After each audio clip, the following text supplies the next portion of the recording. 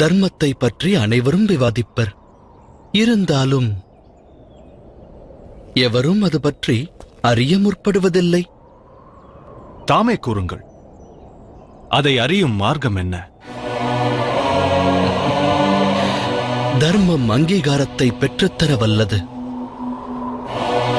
வாழ்வில் ஒருவனுக்கு அவமானம் நேர்ந்தால் அவன் தர்மத்தை பின்பற்ற தவறினான் என்பது பொருள். ஒருவன் பிறப்பிலிருந்தே அவமானத்தை சகித்து வந்தால் அவன் ஆற்ற வேண்டிய பணி என்ன?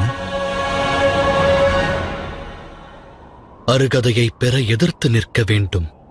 அது அதர்ம வழியில் இருக்கலாகாது.